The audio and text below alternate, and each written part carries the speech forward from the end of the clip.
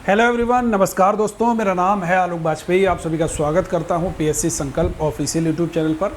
This is part of Unacademy. आज हम एक बहुत ज़बरदस्त मुद्दे को चर्चा करने वाले हैं और उस मुद्दे को बहुत गहनता के साथ बहुत ही अच्छी तरीके से समझेंगे, ताकि आपके मेंस में भी अगर कोई आंसर राइटिंग का प्रश्न आता है, चाहे वो शॉर्ट क्वेश्चन के फॉर्म में आए, चाहे वो लॉन्ग क्वेश्चन के फॉर्म में आए, तो आप वहाँ पर बढ़िया से लिख सकते हैं। और प्रीलिम्स पॉइंट ऑफ व्यू से भी आपके बहुत सारे एग्जाम्स में क्वेश्चंस कैसे कैसे बन सकते हैं, ये भी हम चर्चा करेंगे। तो देखिए, सबसे पहले तो देखिए, सभी लोगों ने टेलीविज़न न्यूज़ चैनल देखा ही होगा टेलीविज़न पे। तो न्यूज़ चैनल्स पे हर जगह, प्रिंट मीडिया, इलेक्ट्रॉनिक मीडिया, हर जगह आपके सोशल मीडिया पर भी एक घटना आजकल बड़ी ज़बरदस्त तरीके से फैली हुई है। वो वैश्विक घटना है कि फ्रांस में बड़े दंगे हो रहे हैं। और फ्रांस में दंगों का कारण क्या है, ये भी बहुत सारे लोगों ने जान लिया होगा।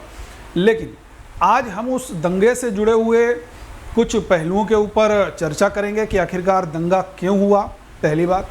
दूसरा, ये जो दंगा हो रहा है ये क्या पूरे यूरोप में फैलेगा? अगर यूरोप में फैलता है तो उसका कारण क्या है, और फ्रांस की सरकार को क्या क्या करना चाहिए, भारत से भी या किसी अन्य देश से भी कुछ न कुछ फ्रांस सरकार को कुछ न कुछ सीख जरूर लेनी चाहिए कि इन सारी चीज़ों के ऊपर वहाँ पर कोई भी घटनाएं ना हो। ठीक है, तो चलिए शुरुआत करते हैं। देखिए, बहुत ज़बरदस्त न्यूज़ है। फ्रांस को हिंसा से अरबों रुपए का नुकसान हो गया है। एक छोटी सी चिंगारी ऐसी आग बन गई, जाने दंगों के पीछे का असली कारण क्या है। हम लोगों ने अगर कुछ साल पहले भारत में अगर बात करें तो एक छोटे से क्षेत्र उत्तर प्रदेश में एक सहारनपुर से जुड़े हुए लगे हुए हम लोग जानते हैं, एक मुजफ्फरनगर, सहारनपुर और मुजफ्फरनगर, मेरठ, ये सब जो हैं वो एक बेल्ट, पूर्वी नहीं कहोगे, पश्चिमी उत्तर प्रदेश का जो क्षेत्र है उसको बोला जाता है।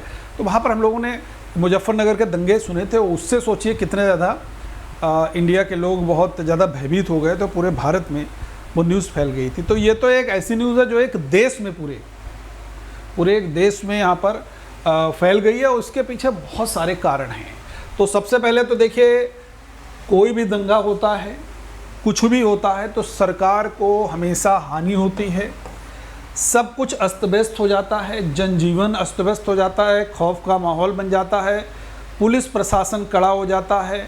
पुलिस को, सरकार को और जितना भी तंत्र है उस सबको बड़ा एकजुटता के साथ कार्य करना पड़ता है, और बहुत ज़्यादा बल की भी ज़रूरत पड़ती है। वो बल चाहे पुलिस बल हो, चाहे वो सरकार का मनोबल हो। कह सकते हैं कि सरकार जो कहीं ना कहीं मनोबल समझ रहे हैं ना, कि बहुत सारे मीटिंग्स के बाद में वहाँ पर क्या क्या क्रियान्वयन होना चाहिए ताकि ये दंगे कंट्रोल हो जाए। ये सारी की सारी चीज़ें होती हैं, हर एक कंट्री के प्रशासन का जो है ये भाग होती हैं। तो चलिए हम लोग इसको जानते हैं कि इसके पीछे का असली कारण क्या है। इसके पीछे का असली कारण अगर हम लोग जानें, उससे पहले कुछ तस्वीर मैं आपके साथ साझा करता हूँ। और वो तस्वीर आप देखिए, इस तरीके से कुछ वहाँ पर दंगे हो रहे हैं फ्रांस में। तो आप लोग बिल्कुल बहुत बढ़िया से इस तस्वीर को देख सकते हैं कि कितना ज़्यादा यहाँ पर दंगे हो रहे होंगे। इस तरीके से शॉपिंग मॉल्स में लूटपाट मची हुई है, और बहुत सारी जगहों पर सरकारी जो बिल्डिंग्स हैं उनको आगजनी वहाँ पर फैला दी गई है। वहाँ पर कह सकते हैं कि लूटपाट भी हो रही है। सरकारी जो शॉपिंग मॉल्स है वहाँ पर, जो सरकारी जो बिल्डिंग्स हैं उनमें जलाया जा रहा है उनको। तो इसका कारण क्या है, ये सब हम लोग अभी चर्चा करेंगे, लेकिन कुछ दृश्य आप जरूर देख लीजिए। ये हमने एक GIF के माध्यम से आपके सामने एक दृश्य यहाँ पर दिया हुआ है। आप देख सकते हो कि लोग पत्थर फेंक रहे हैं, गोला फेंक रहे हैं, सुतली वाले बम भी फेंक रहे होंगे। तो कहीं ना कहीं ये दंगों का अब इतना क्या हो गया आखिरकार कि इतना बड़ा व्यापक रूप हो गया। एक छोटी सी बात, बहुत लोग करें छोटी सी बात है, उस छोटी सी बात ने इतना बड़ा दंगा कर दिया। तो हम ये सारी चीज़ें ज़रूर जानने वाले हैं, लेकिन उससे पहले ये तस्वीर आप देखिए कितना ज़्यादा फ्रांस के, और ये एक जगह की बात नहीं है, फ्रांस में बहुत सारे शहरों की ये यहाँ पर घटनाएं हो रही हैं। और उस घटनाओं के अगर हम कारण के ऊपर चर्चा करें तो कारण ये है कि एक 17 साल का एक लड़का है, डिलीवरी का काम करता है, अपनी एक पीले रंग की कार में जा रहा है। कार को चेकिंग के दौरान वहाँ की पुलिस व्यवस्था ने रोका, पुलिस वालों ने रोका, लेकिन उसने नहीं रोकी कार और कार को चेकिंग से व्यवस्था से आगे बढ़ा दिया। तो पुलिस बल ने क्या किया, आगे जा कर के उसको रोकने की कोशिश की। तो जब रोकने की कोशिश की, उसके आगे गाड़ी लगा दी, जब रोकने की कोशिश की तब भी वो नहीं रुका, तो क्या किया उसने, पुलिस वालों ने वहाँ पर पिस्टल तान दी, बंदूक तान दी। और जब बंदूक तान दी तो उसके बाद में इतना सब हो गया, उसके बाद में एक वीडियो बड़ा वायरल हुआ कि उसको गोली मार दी गई। उसको उन्हीं पुलिस वालों ने एक गोली मारी। ये ऐसा एक वीडियो वायरल हुआ, उस वीडियो के माध्यम से ही सभी लोग न्यूज़ भी बना रहे हैं और सभी लोग उसके बारे में बता भी रहे हैं, और सभी लोग जो कुछ भी दंगा उंगा है उसके माध्यम से बहुत ज़्यादा प्रसारित हो रहा है। ठीक है, तो हुआ क्या कि जब गोली मारी होगी तो कार तो उसने रोकी नहीं। कार, हालांकि जब पुलिस वाले आगे आए होंगे तो कार जाहिर सी बात है कि कम स्पीड में हो गई होगी, लेकिन रोकी नहीं। तो जब उसके गोली लग गई तो वो कार डिवाइडर से जाकर के टकराई और उस पर डिवाइडर पर चढ़ गई और वो रुक गई अपने आप, क्योंकि स्पीड हल्की थी। और देखिए उसमें केवल वो नाहल जो व्यक्ति है, वो नाहल व्यक्ति, जो नाहल लड़का 17 साल का है, वो नहीं बैठा है, उसके साथ 2 लोग और बैठे हैं। वो लोग तो भाग जाते हैं। खैर इतनी घटना के बाद में वो लोग वहाँ से फरार हो जाते हैं। ठीक है, चले जाते हैं। अब मामला ये हो गया। तो एक और बात चर्चित है कि उसके पास लाइसेंस भी नहीं था, 17 साल का लड़का था, लाइसेंस नहीं था। अगर मान लेते हैं हम लोग एक बार कि लाइसेंस भी नहीं था, तो अगर ड्राइविंग लाइसेंस नहीं है तो क्या ड्राइविंग लाइसेंस ना होने के कारण, पुलिस की चेकिंग व्यवस्था को क्रॉस करने के कारण, चेकिंग के लिए गाड़ी न रोकने के कारण, क्या पुलिस के पास ऐसा अधिकार है कि वो किसी व्यक्ति को मौत के घाट उतार दे, किसी को गोली मार दे?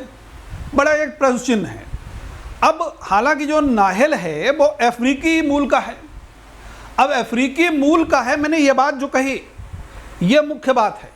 कारण क्या है कि थोड़ा सा फ्रांस की अगर हम लोग बैकग्राउंड में जाएं 2020 से लेकर के 2023 के इतिहास में, तो फ्रांस में बहुत सारे आंदोलन हुए हैं, पेंशन आंदोलन भी हुआ है, और एक सबसे महत्वपूर्ण बात है अल्पसंख्यकों को लेकर के फ्रांस की जो सरकार है, या जो फ्रांस के पॉलिटिशियन हैं, और या जो फ्रांस का प्रशासन है, फ्रांस का पुलिस व्यवस्था है, उसकी जो अल्पसंख्यकों के प्रति जो पॉलिसी है, अल्पसंख्यकों के प्रति जो सामाजिक बर्ताव है, अल्पसंख्यकों के प्रति जो सरकारी नीतियां हैं, वो कहीं ना कहीं वहाँ के जो कह सकते हैं ना कि गोरे वाले जो लोग हैं, उनके कहीं ना कहीं समान नहीं है। तो अल्पसंख्यक मैंने एक शब्द प्रयोग किया, वहां पर मुख्य रूप से 2 अल्पसंख्यकों में आते हैं, एक अफ्रीकी,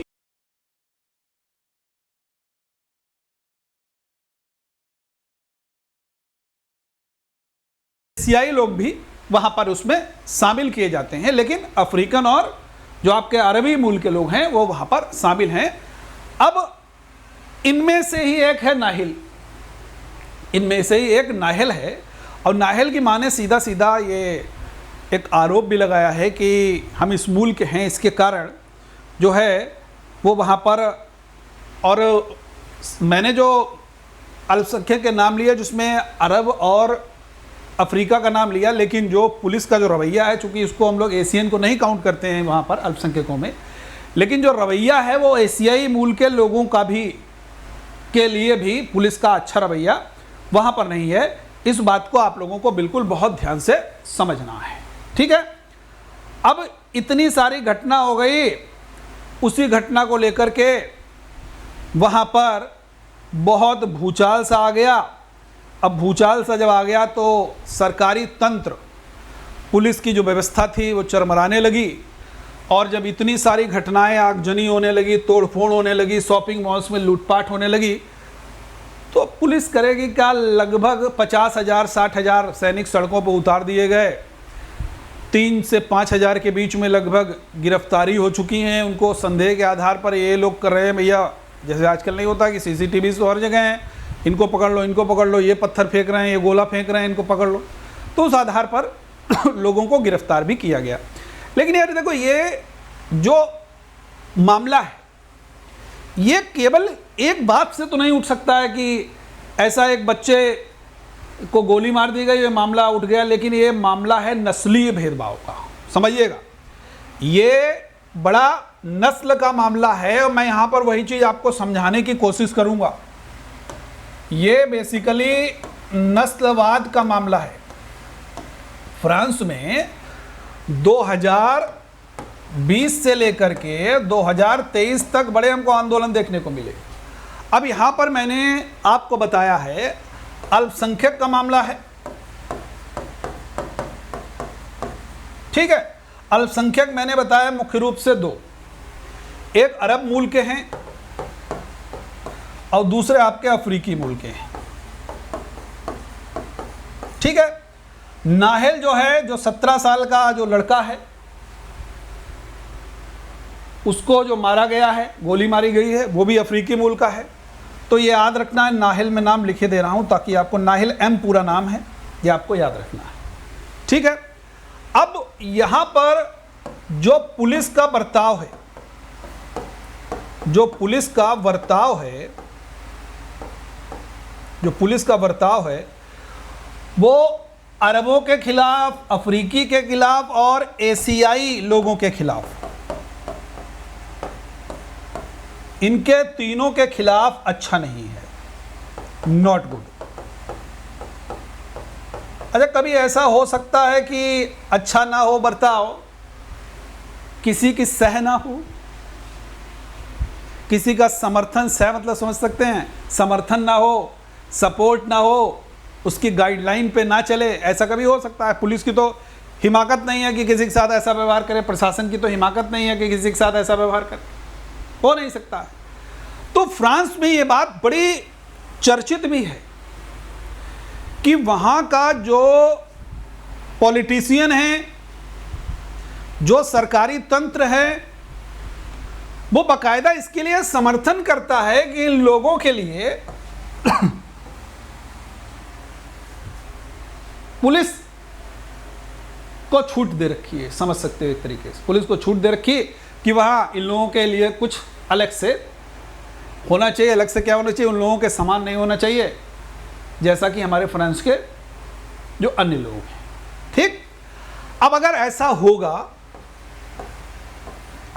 होगा, इतना राजनीतिक सपोर्ट होगा तो क्या हो जाएगा? खासकर हर एक चीज में जब भी कुछ ऐसा उलट पलट होता है तो कौन से लोग उसके लिए होते हैं? युवा आते हैं। हर आंदोलन, हर उलट पलट को युवाओं के माध्यम से होता है। तो जो अल्पसंख्यक युवा है, जो आपका अल्पसंख्यक युवा है, उसके मन में क्या होगा?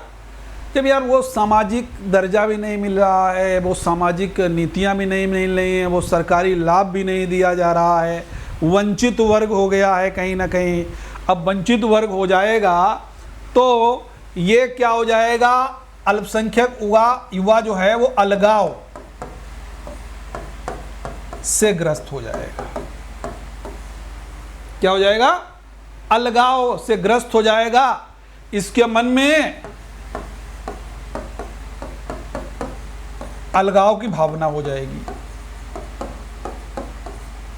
अब अलगाव की भावना हो गई, अलगाव से ग्रस्त हो गए तो क्या होगा? अपने ही देश में विद्रोह करने की कोशिश करेंगे। अपने ही देश में विद्रोह करने की कोशिश करेंगे तो क्या हो जाएगा? राज्य के खिलाफ युद्ध की भावना मन में आएगी नहीं? राज्य के खिलाफ युद्ध करने की सोचेंगे, एक बड़ा समूह बन जाएगा भाई। बन जाएगा कि नहीं बन जाएगा? और इसका केवल एक मात्र ये कारण नहीं है। उनके जब ये सारी चीजें हो गई तो देखो, ऑब्वियसली है कि वो सारी चीजें जब उनको मिलेगी नहीं तो गरीबी तो होगी उनके अंदर, त्रस्त होंगे उससे। उनके आवास भी बहुत आसानी से नहीं उनको उपलब्ध होंगे। बस्तियां उनकी जो हैं वो भी जो हैं वो उनको अलग थलग रखा जाएगा। आवास से जो बस्तियां हैं वो भी उनकी अलग थलग हो गई। बेरोजगारी हो गई और जो सीमित संभावनाएं हैं,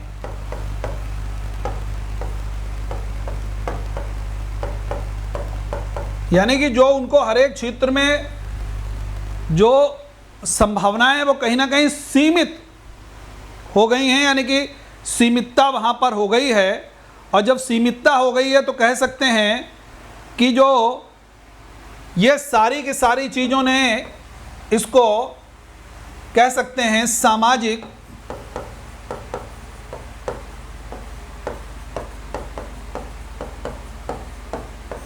असमानता यहाँ पर पैदा कर दी। जब सामाजिक असमानता पैदा हो गई तो एक बहुत बड़ा शब्द हम कहेंगे निकल के आ सकता है इन सारी चीज़ों से, वो निकल के आ सकता है संरचनात्मक नस्लवाद। क्या कह सकते हो? संरचनात्मक नस्लवाद निकल के आया। और अब ये सारी की सारी चीज़ें वहाँ पर इसकी वजह से गंभीर जो है वो समस्या फ्रांस में पैदा हो गई है। अब फ्रांस को क्या सीख लेनी चाहिए, किस देश से सीख लेनी चाहिए? लेकिन हम तो देखिए भारत के निवासी हैं, तो हम ये ज़रूर कह सकते हैं कि हमारे यहाँ भी भाई देखो कह सकते हैं कि कहा जाता है हिंदू मुस्लिम सिख ईसाई आपस में हम भाई भाई सब लोग कहते हैं। लेकिन कभी भी समस्या बड़ी गंभीर है और कभी भी हम लोग जब कहते हैं कि जो भारत का जो धर्मनिरपेक्षता का मॉडल है, हम लोग पढ़ते हैं ना कि धर्मनिरपेक्ष,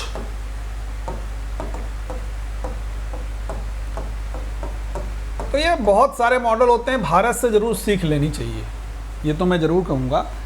अब मामला तूल पकड़ गया, अब इसका प्रभाव जो है वो यूरोप में भी देखने को मिलेगा यदि यहाँ पर नियंत्रण नहीं किया गया। क्योंकि मैंने देखो सीधे सीधे बता दिया, इससे पहली वाली स्लाइड में अगर हम जाएंगे तो मैंने यहाँ पे बता दिया, देखो अब यूरोप में इनकी भी संख्या कम नहीं है, केवल फ्रांस में ही देखो तो ये तो बहुत अच्छी संख्या है, फ्रांस से लगे हुए देशों में भी अच्छी संख्या है।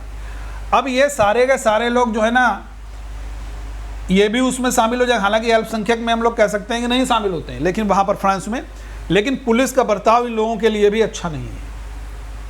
अब वहाँ पर जो सरकारी तंत्र है, जो बड़े बड़े नेता हैं, उन लोगों को इन लोगों के लिए कुछ ना कुछ पॉलिसीज़ बनाने की ज़रूरत है, ताकि ये जो संरचनात्मक जो नस्लवाद फैल रहा है, जब तक ये नहीं रुकेगा, ये जो सुविधाएं हैं, ये जो मन में जो घृणा है, जो मन में हम वंचित हैं, ये भावना आ गई है, अगर ये भावना समाप्त हो जाएगी तभी राज्य के खिलाफ युद्ध की संभावना भी उनके मन में कम होगी, समाप्त होगी, यही मैं कहना चाहूँगा। तो देखिए इतनी बड़ी घटना है, एक नाहिल जो हैं वो एक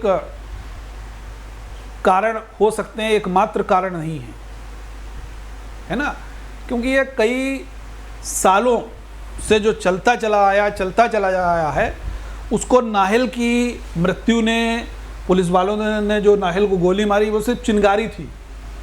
आग तो पहले ही लोगों के मन में लगी हुई है, इन लोगों के मन में आग तो पहले से लगी हुई है, बस उस चिंगारी ने उस आग को और दहला दिया और भड़का दिया।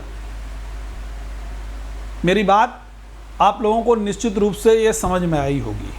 तो यही आज की बात में हम लोग आपको समझाना चाह रहे थे, ताकि कोई भी विद्यार्थी जो है वो मन में कोई भी शंका ना रहे। अब देखो सवाल आपके बहुत सारे बन सकते हैं, क्या क्या प्रश्न बन सकते हैं, मैं यहाँ पर एक बार चर्चा कर देता हूँ। पहला सवाल बन सकता है, फ्रांस के दंगों का नस्लीय भेदभाव से संबंध। एक सवाल ये भी बन सकता है। ठीक है। दूसरा, फ्रांस के दंगों का यूरोप पर प्रभाव। तीसरा सवाल, फ्रांस को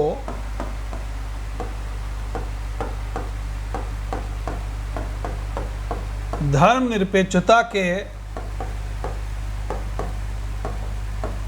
मामलों में भारत से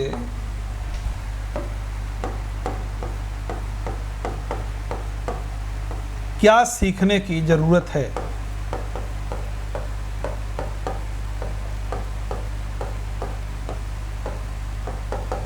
ये 3 प्रश्न आपके मेंस के हिसाब से बन सकते हैं। जिनका यूपीपीसीएस का मेंस है बिल्कुल याद रखिएगा, यूपीएससी का मेंस दे रहे हैं तो बिल्कुल याद रखिएगा। और मेरा जो अपना सेंस कह रहा है कि वो जो यूरोप वाला मामला ये आपका सबसे महत्वपूर्ण बनता है।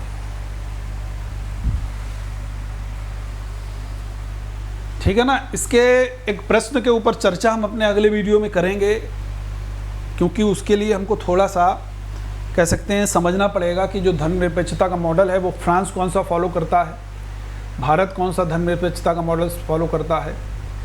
तो ये सारी चीज़ें जब हम लोग समझेंगे तभी इसके ऊपर, क्योंकि जब फ्रांस फॉलो कर रहा है तो ऑब्वियसली यूरोप में भी लगभग वही मॉडल फॉलो किया जा रहा है। तो इन सारी चीज़ों के ऊपर हम लोग निश्चित रूप से चर्चा करने वाले हैं। तो देखिए, अभी तक मैं इतना ही आपसे कहूँगा कि इस तरीके की जब भी न्यूज़ आएंगी मैं आपके लिए लाता रहूँगा। और आप सभी लोग अनअकैडमी पर मेरे साथ जुड़ते रहिए। अनअकैडमी लर्नर ऐप पर अगर मुझे फॉलो नहीं किया तो मुझे फॉलो कीजिए आलोक कुमार वाजपेयी के नाम से। और अनअकैडमी पर किसी भी कोर्स का सब्सक्रिप्शन ले रहे हैं, यूपीएससी, यूपीपीएससी, बीपीएससी, एमपीपीएससी या आरपीएससी या जेपीएससी, कोई भी सब्सक्रिप्शन, तो आप लोग हमारा रेफरल कोड जरूर लगाएं। ABSIR10 ये मेरा रेफरल कोड है। इसके माध्यम से आप लोगों को डिस्काउंट निश्चित रूप से मिलेगा। तो हम आज के लिए यहाँ पर इजाज़त देते हैं। फिर से आपके साथ जुड़ने वाले हैं हम लोग एक नए और नवीन न्यूज़ के साथ, बिल्कुल एनालिसिस के साथ में। Thank you everyone. जय हिंद।